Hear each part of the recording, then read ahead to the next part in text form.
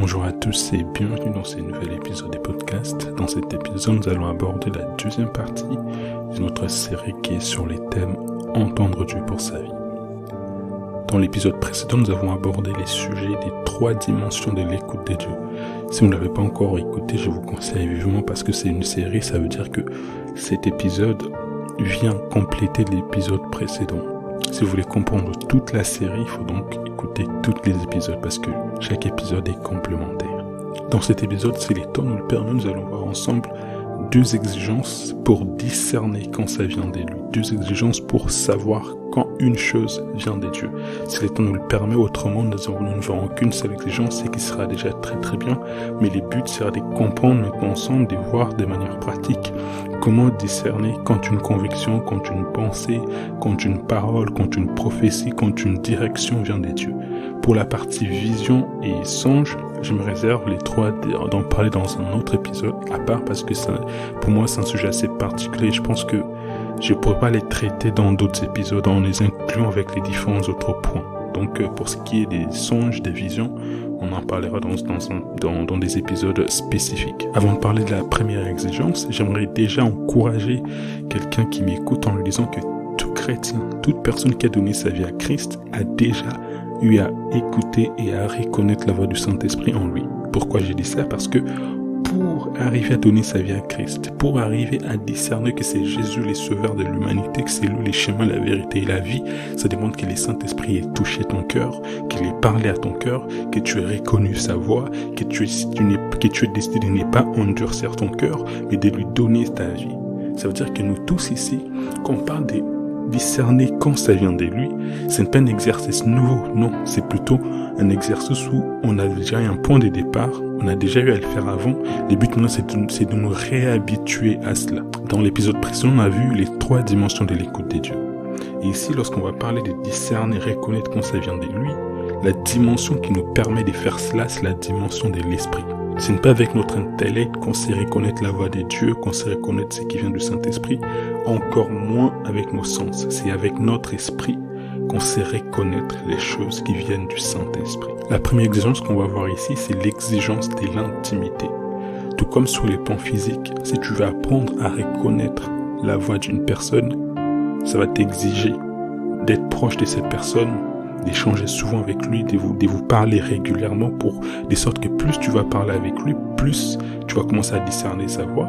Et même aussi sur les plans spirituels, lorsqu'on veut apprendre à reconnaître, à discerner quand quelque chose vient du Saint-Esprit, ça va t'exiger de développer ton intimité avec le Saint-Esprit. Vous savez, il est possible d'écouter la voix d'une personne, d'avoir été proche de cette personne-là, d'avoir été en mesure de reconnaître quand est-ce qu'elle nous parle au téléphone. Et puis quand pendant un certain moment vous ne parlez plus, vous n'échangez plus, tu oublies en fait même la voix de cette personne-là. De même aussi, il peut même arriver que spirituellement, on a eu des phases où on était proche avec le Saint-Esprit, on savait discerner sa voix. Mais après, à force d'éloignement, on n'est plus en mesure de reconnaître et de discerner quand est-ce qu'il nous parle. La première exigence, c'est donc celle de l'intimité. Et être intime avec le Saint-Esprit demande d'être en accord avec lui. Dans Amos 3.3, la Bible dit « 2 personnes peuvent-ils marcher ensemble sans s'être convenues ?» Ça veut dire que si déjà au préalable, vous n'êtes pas en accord avec une personne, il est impossible que vous puissiez marcher, avancer ensemble. C'est la même chose avec le Saint-Esprit. Qu'est-ce qu'on doit comprendre? C'est que le Saint-Esprit a des exigences. Ça veut dire que si tu veux être intime avec lui, tu dois te mettre en accord avec ce qu'il demande. Je vais lire un texte, c'est dans Jean 15, verset 14. Jésus dit, « Vous êtes mes amis si vous faites ce que je vous commande. Je vous appelle plus serviteur parce que le serviteur ne sait pas ce que fait son maître. Mais je vous ai appelé ami parce que je vous ai fait connaître tout ce que j'ai appris de mon Père. » Ici, Jésus nous parle en fait d'une exigence importante. Il nous dit, si tu veux être un ami de Dieu, tu dois garder et marcher selon sa parole. Vous êtes mes amis si vous faites ce que je vous commande. Donc, ça rejoint cette exigence-là de l'accord. Si tu veux être un ami avec le Saint-Esprit, tu dois faire ce qu'il te commande dans sa parole. Tu dois pas être un chrétien qui vit dans l'impudicité et qui espère être un ami avec le Saint-Esprit. Tu dois pas être un chrétien qui souille constamment tes oreilles et même tes yeux avec des musiques, des clips mondains, impurs, impudiques et exiger être en intime avec l'esprit de sainteté, l'esprit de pureté. Vous savez, les problèmes qu'on va enseigner sur le fait de discerner la volonté de Dieu, discerner quand quelque chose vient du Saint-Esprit, c'est que les gens, ils vont chercher, ils vont espérer à ce qu'on leur donne des formules magiques. Qu'on leur donne des tips du style, tu vois, si tu veux entendre Dieu, il faut t'appuyer sur un bouton, tu fais ceci, tu fais cela, boum, d'un coup, tu vois si ça vient de Dieu ou pas. Non, ça marche pas comme ça. Si tu veux discerner quelque chose qui vient de Dieu, ça va te demander d'être proche de lui parce que personne d'autre ne va discerner quelque chose qui vient de Dieu à ta place. C'est toi qui vas les discerner. Donc ça demande que toi, tu puisses payer les prix. D'ailleurs, je comprends pas pourquoi les chrétiens, nous sommes les premiers à dire non, on n'est pas dans une religion, on est dans une relation. Mais quand il faut payer les prix pour développer cette relation-là, pour grandir dans cette relation-là, pour mûrir dans cette relation-là, pour alimenter cette relation-là, on ne paye pas les prix. Mais après, on espère avoir les bénéfices d'une relation. Si tu veux vivre les bénéfices d'une relation, tu dois être prêt à payer les prix d'une relation. Tu dois être prêt à répondre aux exigences de l'intimité avec Dieu. Et comme il y a toujours des chrétiens paresseux qui veulent qu'on fasse tout pour eux, ça fait qu'on a des chrétiens qui sont ultra dépendants des prophètes. Parce qu'ils ne payent pas les prix de l'intimité, parce qu'ils ne payent pas les prix de la relation, qu'est-ce qu'ils font ? Ils dépendent des pasteurs. Tout le temps, prophète, qu'est-ce que Dieu t'a dit sur moi ? Prophète, est-ce que Dieu t'a parlé sur ma vie ? Prophète, est-ce que Dieu t'a révélé quelque chose sur mon mariage ? Prophète, pasteur. Non. Il y a des choses que Dieu peut révéler à ses serviteurs, selon que sa volonté les veuille, mais il y a aussi des choses que Dieu va nous révéler à nous-mêmes. D'ailleurs, c'est pour ça que dans Romains, l'apôtre Paul dit, ceux qui sont conduits par l'Esprit de Dieu sont fils de Dieu. Et c'est quand il dit fils de Dieu, ça ne parle pas des genres, ça parle des maturités. Vous savez, dans 1 Jean, au chapitre 2, du verset 12 au verset 14, il y a l'apôtre Jean qui nous parle des 3 dimensions des maturités en Christ. Il dit, je vous ai écrit petits enfants parce que vos péchés vous ont été pardonnés. Je vous ai écrit père parce que vous avez connu celui qui est dès le commencement. Et je vous ai écrit jeunes gens parce que vous êtes forts et la parole de Dieu demeure en vous. Lorsque Paul dit dans Romains 8 que ceux qui sont conduits par l'Esprit de Dieu sont fils de Dieu, il parle des niveaux des maturités, il parle des jeunes gens, de ceux dont la parole de Dieu a demeuré en eux et ils ont vaincu les malins. Donc en fait, entendre Dieu, discerner sa volonté, c'est pas une affaire, c'est pas quelque chose qui est fait pour les immatures, c'est pas quelque chose qui est fait pour les bébés spirituels. Parce qu'un bébé, il peut se faire leurrer. Un bébé, tu peux imiter la voix de son père et il croit que t'es lui. Alors qu'une personne mature, même si tu imites son père, même si tu imites la voix, il s'est discerné que dans ta voix là, il y a quelque chose qui ne va pas. Lorsqu'on parle de discerner la volonté de Dieu, discerner quand ça vient de lui, ça s'adresse donc à des personnes qui sont prêtes à payer les prix de l'intimité, à payer les prix de la relation, parce qu'il n'y a pas des formules magiques, il n'y a pas des je sais pas quoi, des techniques, des tactiques pour savoir que ok, quand c'est Dieu, c'est comme si, quand c'est pas de Dieu, c'est comme ça. Non, c'est une relation. Et il faut payer les prix pour cela. Vous savez, les deuxièmes pièges dans lesquels tombent beaucoup des chrétiens lorsqu'ils vont parler des relations avec Dieu, c'est les pièges de penser que parce qu'ils écoutent beaucoup des prédications, beaucoup d'enseignements, beaucoup des messages, et parce qu'ils lisent beaucoup des livres de tel ou tel autre homme de Dieu, ça veut dire qu'ils ont une relation avec le Saint-Esprit, ça veut dire qu'ils ont une intimité. Pas du tout. C'est pas parce que tu as suivi les documentaires d'une personne que tu as une relation avec la personne. C'est pas parce que tu as beaucoup entendu parler d'une personne au travers des dizaines de personnes que tu as une relation avec cette personne-là dont on parle.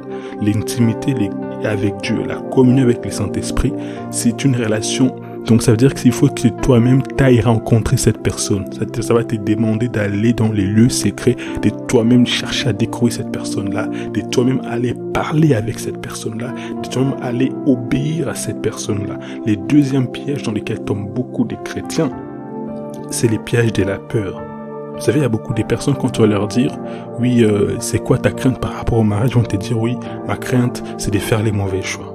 Moi, je comprends, mais moi, je n'aime pas être conduit par la peur. Je n'aime pas quand un chrétien me dit des choses et tu sens que ça a plus grande, tu sens qu'en elle est dominée, elle est influencée, elle est conduite par la peur. Parce que la peur freine toujours l'action de Dieu. La peur, c'est une des choses qui conduit les plus des chrétiens à faire des mauvais choix.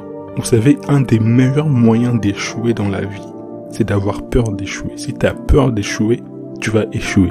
Si tu as peur de te tromper dans l'écoute de Dieu, sois sûr que tu vas te tromper.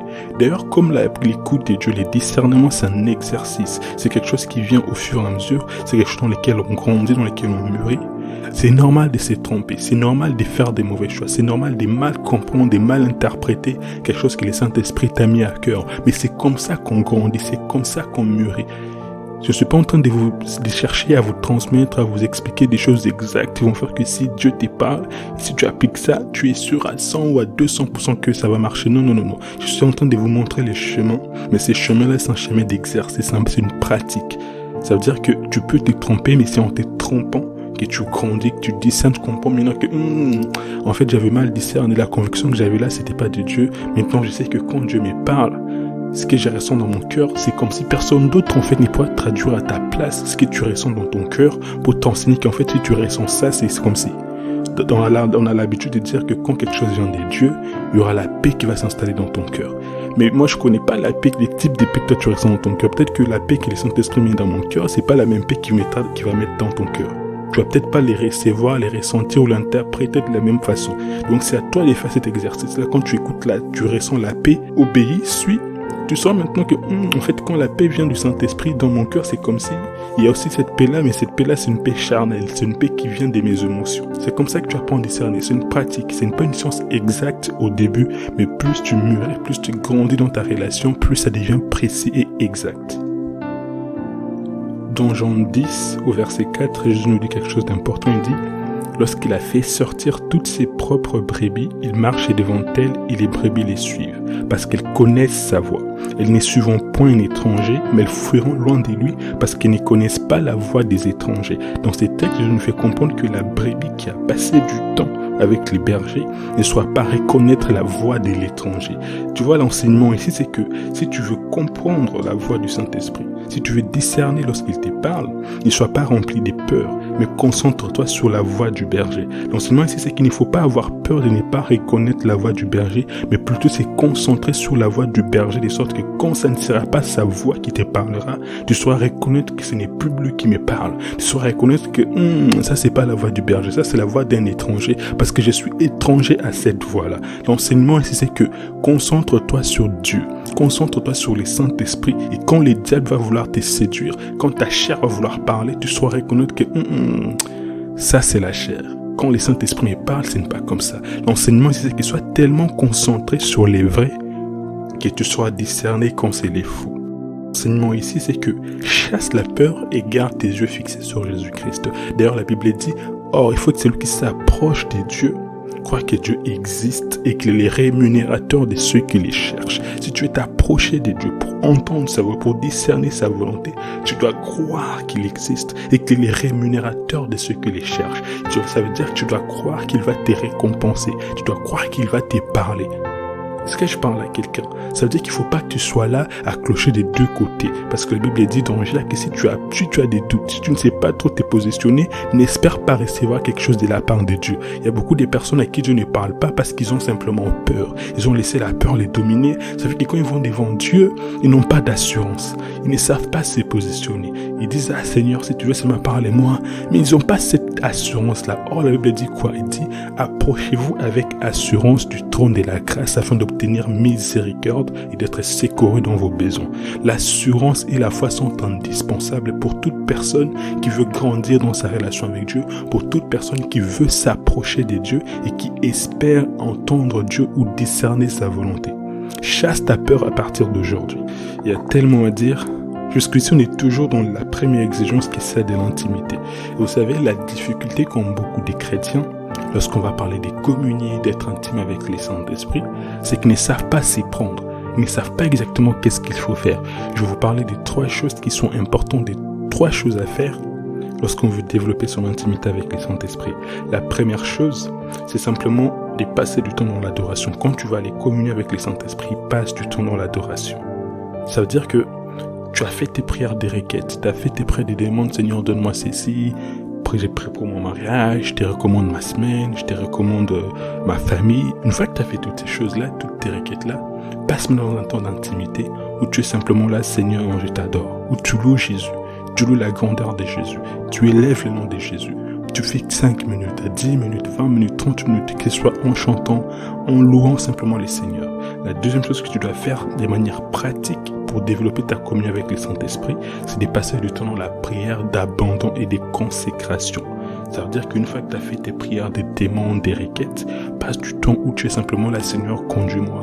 Seigneur, instruis-moi. Tu es dans ta parole que j'étais instruit, je t'ai montré la voie que tu dois suivre, je t'ai conseillé, sur les regards sur toi. Tu dis, Seigneur, tu vas aller dans les psaumes, que tu seras mon guide, que tu sois mon conducteur, alors je te recommande ma vie. J'ai pris que tu me conduises, j'ai pris que tu me montres ta volonté, j'ai pris que tu m'enseignes à discerner tes voies, j'ai pris que tu m'enseignes à discerner tes sentiers, j'ai pris que tu m'enseignes à marcher avec toi, que tu m'enseignes à t'aimer, que tu m'enseignes à te connaître. Apprends-moi à te connaître, apprends-moi à connaître ta volonté. Aide-moi, Seigneur, à ce que ma vie existe uniquement pour ton plaisir, que tout de moi ne vive que pour toi. Tu as dit dans ta parole que nous sommes ton ouvrage créé en Jésus-Christ pour des bonnes œuvres, que tu as préparé d'avance pour moi afin que nous les pratiquions. Seigneur, donne-moi de pratiquer les bonnes œuvres que tu as préparées d'avance pour moi, que ma vie soit utile. C'est ce genre de prières que tu dois faire.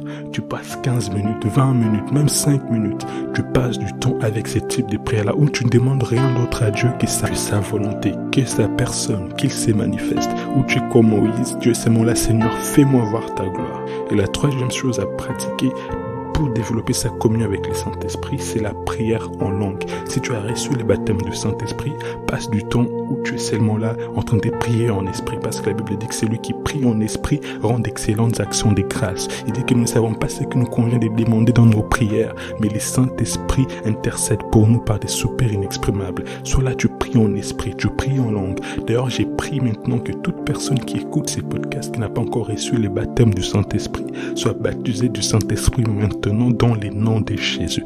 Passe du temps priant en langue. La Bible dit que celui qui prie en langue s'édifie lui-même. Ça veut dire qu'en fait tu es en train de dire des prières parfaites. En fait, il n'y a que deux types de prières parfaites dans la Bible. La prière qui est faite selon la parole de Dieu et la prière par l'Esprit. La prière en langue nous a été donnée pour prier de manière précise, de manière exacte, de manière parfaite selon la volonté de Dieu. Parce que parfois on prie, on dit à Dieu des choses qu'on ne doit pas dire, des choses qui ne sont pas selon sa volonté, des choses qui ne correspondent pas à ce qu'on doit dire maintenant. Mais quand tu pries en langue, tu es en train de dire ce que Dieu veut entendre. Tu es en train d'adorer Dieu de manière parfaite. Alors passe du temps en priant par l'Esprit, en priant en langue, en adorant, en célébrant simplement les noms de Jésus. C'est ça la clé de l'intimité, de la communion avec le Saint-Esprit. Il y a un piège que les gens ont maintenant, c'est de faire croire que non, si tu veux être intime avec Dieu, que la vie chrétienne, tu peux juste la vivre avec tes 5 minutes de prière. Non.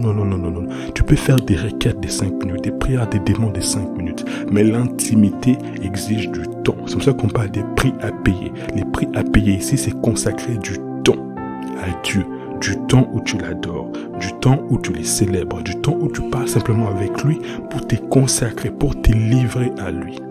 Il y a énormément de choses à dire, mais je vais m'arrêter là. Sinon, on va commencer à faire 30 minutes, 40 minutes de podcasts et c'est pas le but. J'ai pris que ces podcasts vous bénissent dans le nom de Jésus. Sur ce, rendez-vous au prochain épisode.